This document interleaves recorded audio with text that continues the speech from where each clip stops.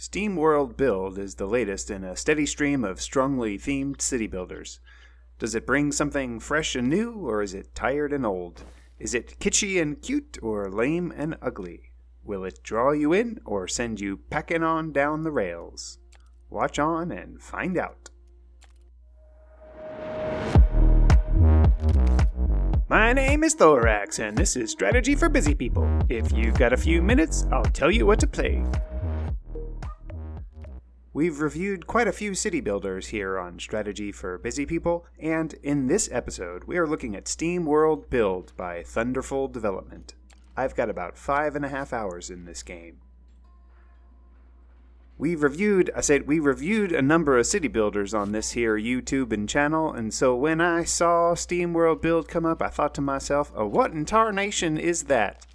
Okay, enough of the kitschy Wild West stuff. You'll get enough of it playing this game, because the theme of this game is Wild West meets, to a degree, tower defense meets dungeon crawling roguish city builder thing? Except that you're robots and not people.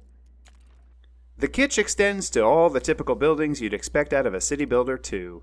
You need purified water, but it's for robot washing.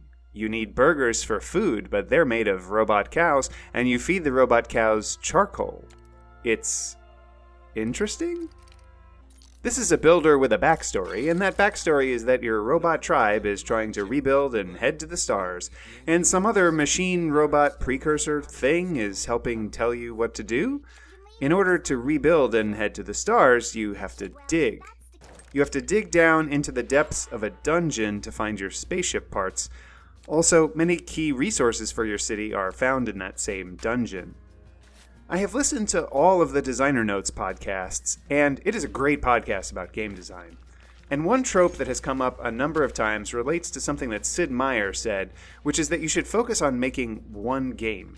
Minigames, side games, and other things tend to be a distraction. So, how does the fact that there is a dungeon digger game inside the city builder game work out for SteamWorld Build? Well, better than you might have expected?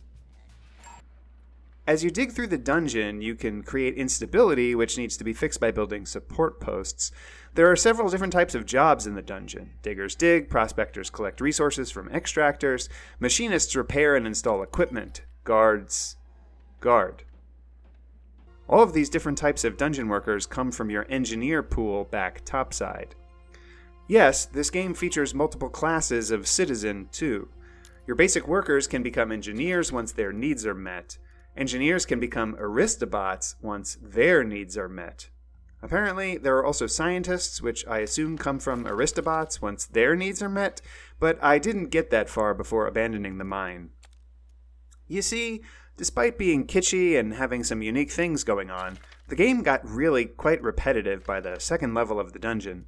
The main game loop is essentially to build stuff to satisfy the current primary cityside worker pool, and then to go explore the current available dungeon level until you find the parts and the next mineshaft elevator. Descending to the next dungeon level requires accessing the next highest cityside people type. You simply do this over and over again. I finished getting sufficient aristobots to get into the second dungeon, and even managed to get most of the second level dungeon excavated, including the spaceship parts. The second dungeon level introduced enemies that you had to fight with guards, which introduced the armory and a few weapon types that you could also use alongside your guards to protect everything. But then I needed to get scientists to get into the third level dungeon, which would have required building a bunch more supply lines to get the aristobots fully satisfied so that I can upgrade them, and well, I had seen enough of how this was going to go, and I gave up. Oh, and there's this whole subsystem of rubies that you can use to buy items that you can equip in various buildings to improve production performance or whatever. I don't know. But you do it at the train station, because every Wild West town needs a train station, right? There are also several maps, but the main game appears to be exactly the same, regardless of which map you choose, so I'm really not sure how much replayability is added via the different maps. The mines can be randomly generated, though, but that doesn't seem like it adds much. Before I give my final verdict, take a moment to like this video and subscribe to the channel. Don't forget to share with your friends. Agree with me? Disagree with me, or want to see other content? Let me know in the comments below. Want to try this game yourself? Check out my humble affiliate link below. And if you want to support me in making more of these videos, become a patron on Patreon. Your support really makes a difference. The final verdict. This game has quite a lot of systems going on, but none of them are particularly deep.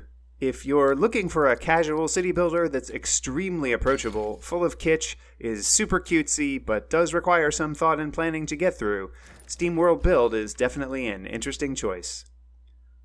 On my trademarked 3-point score scale of avoid, meh, and I forgot to eat, I don't think I'll be eating any robot cow burgers anytime soon, and the cactus juice moonshine does sound appetizing, but I think I'll mosey along to my next title, partner.